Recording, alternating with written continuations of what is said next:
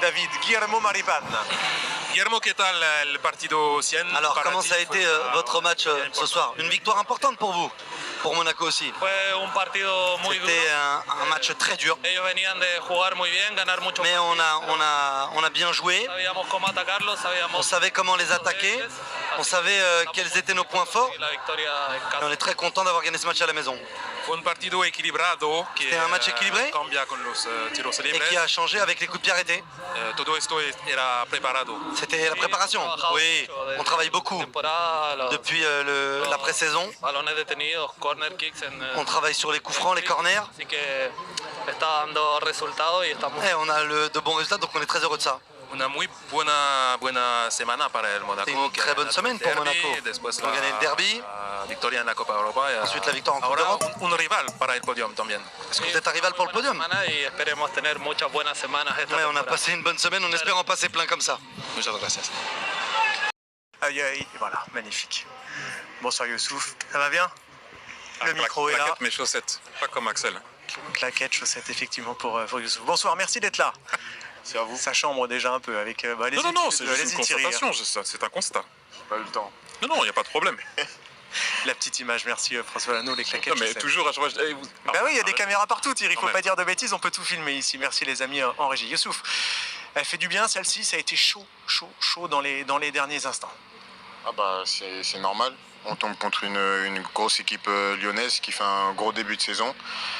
C'était, enfin, je vais pas dire que c'était attendu, mais ça devait arriver. Après, on a été costaud et vaut mieux terminer un match comme ça. On prend les 3 points à la maison, ça fait du bien. Ouais, c'est la première cette saison à domicile, la victoire pour l'AS Monaco. Titi, je vous laisse échanger ensemble. Non, j'avais juste une question. On a vu la dernière fois contre Paris et aussi contre Nice, les centraux sur les côtés, bien sûr celui du milieu, venaient vous aider. Ils sont venus vous aider au milieu. Là, aujourd'hui, on a vu au début, les ailiers hauts de Lyon ont bloqué Caio Henrique et ont bloqué Van der Sar de le côté. Donc au début, pour vous, au milieu, c'était dur avec Camara. Dès qu'ils ont commencé à aller chasser leurs latéraux, vous avez pu commencer à rééquilibrer ça au milieu. Exactement. Vous avez vu, je peux vous tutoyer? Oh non, mais vas-y, fais-toi plaisir. Du coup, ouais, t'as bien résumé. En première mi-temps, c'est ce qu'on s'est dit à la mi-temps. On a vu que nos pistons ils pouvaient pas sortir du tout parce que leurs ailiers étaient très sur les côtés et une fois que nos centraux allaient les chercher, il y avait les milieux qui faisaient un pic comme on dit et on a bien redressé la barre en fait juste en allant les chercher en étant plus près. Pour éviter de les laisser jouer en fait. Il fallait que nos pistons anticipent sur les latéraux pour éviter le ballon sur les côtés et nous qu'on soit plus près sur les milieux.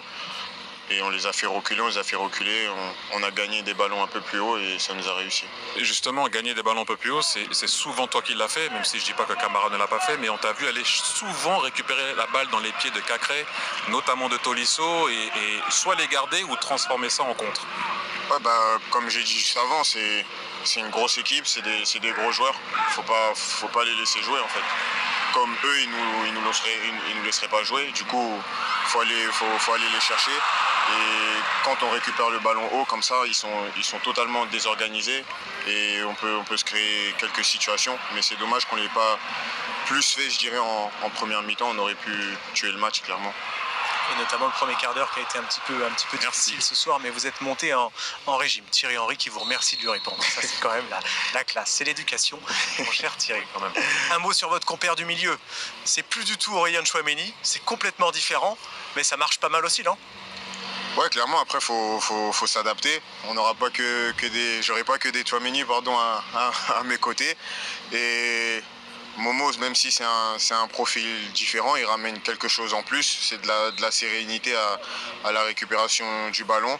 Il essaye d'être propre, il relance très bien, même si des fois ça fait un peu chaud. Mais quand ça marche, c'est top pour nous. Et ça me permet aussi de me projeter, ce que j'aime faire. Et après, avec ça, je fais des matchs, on va dire, complets. Oui, on est d'accord. Bon, la saison de Monaco est lancée, c'est bon, on est bon, on a trois victoires en une semaine. Au niveau des résultats, oui. Après, je vais dire qu'elle a été déjà lancée. C'est juste que ça nous souriait pas trop. On a eu des mésaventures à domicile, on a eu des bons résultats à l'extérieur. Et je pense qu'à Paris, on peut avoir mieux.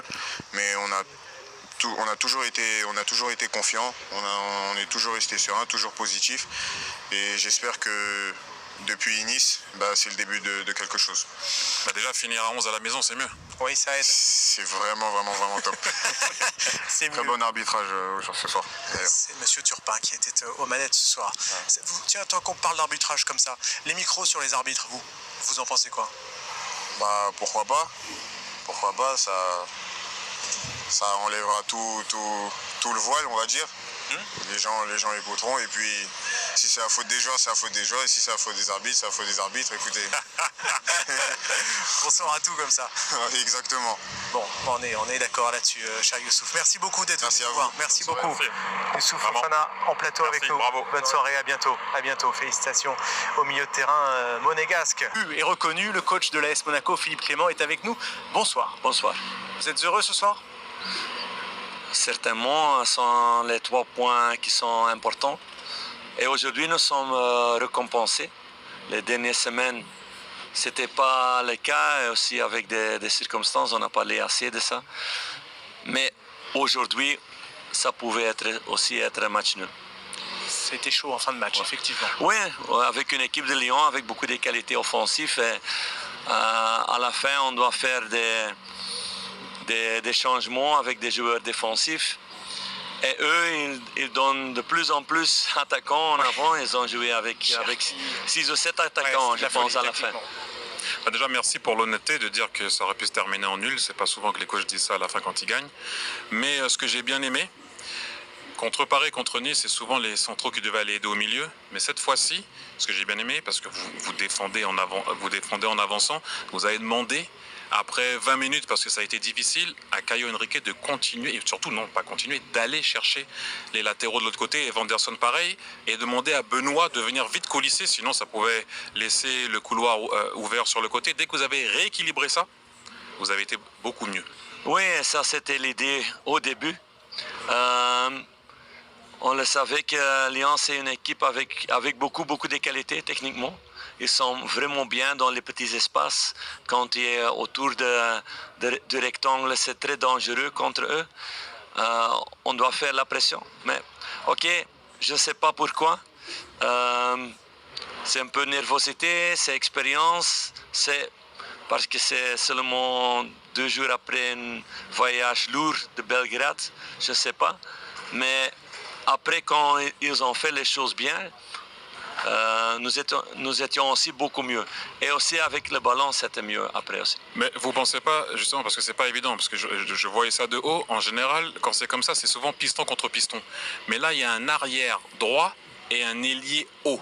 Donc à un moment donné, je voyais Caio Henrique qui se demandait, mais si je laisse mon ailier qui est haut écarté, est-ce que j'aurai le temps d'arriver sur l'arrière? Donc il y en a 2 sur la ligne. C'est beaucoup plus difficile que d'aller chercher piston-piston des fois. Certainement, mais on doit regarder nos qualités à l'adversaire. On ne peut pas le faire contre chaque équipe comme ça. Pas contre chaque équipe comme ça. Mais aujourd'hui, c'était possible avec nos qualités. Mais ça, c'est encore une chose pour moi qui est très importante. Je vois encore des jeunes joueurs, des jeunes talents, des grands talents pour moi, mais ils doivent avoir plus croyance de leur qualité. Et Benoît a toutes les qualités pour faire ce travail. Axel la même chose. À l'autre côté, ils ont les qualités pour faire un travail comme ça. Coach, les coups de pied arrêtés, à présent, si vous voulez bien, ça a été absolument fondamental. Ce soir, on va revoir le deuxième but. Le premier, c'est Benoît qui joue très bien le coup sur un corner très bien frappé. On va revoir ensemble le deuxième but, la combinaison sur coup franc, les feintes avant. C'est Monaco a marqué 2 fois dans les phases arrêtées. Seulement 2 fois. Seulement pendant toute la saison. Dans les corners. On a beaucoup entraîné pendant la préparation et aussi les dernières semaines parce que nous avons des joueurs qui peuvent être les qualités. Avec Axel et Benoît, ce n'était pas le cas. Quelques mois passés, ils avaient beaucoup de problèmes avec le jeu de tête, mais maintenant, ils ont marqué les 2 déjà. Et Maripane, il avait les qualités déjà en avant. Avec le pied gauche, Thierry, de Caio Henrique. Oui, 3 passes décisives. De suite, hein, ouais, de avec suite. dimanche dernier. Hein. Oui, l'année passée aussi, hein, il était, je pense, le meilleur joueur d'assist, ou un des meilleurs. Un des meilleurs, ouais. Un des meilleurs, certainement. Non, c'est une qualité qui est très importante. Et l'autre côté, avec Golovin, c'est aussi de plus en plus avec les bonnes qualités. Il était aussi bien aujourd'hui. Golovin, il a grandi beaucoup physiquement. C'est la première fois dans toute l'histoire qu'il est ici, c'est maintenant 4 années qu'il a joué si beaucoup de minutes. Il enchaîne les matchs. Enchaîné des matchs. Avant, ils avaient toujours des problèmes physiquement avec des petites blessures ou des grandes blessures. On essaye de lui gérer bien, mais il a beaucoup grandi les dernières semaines.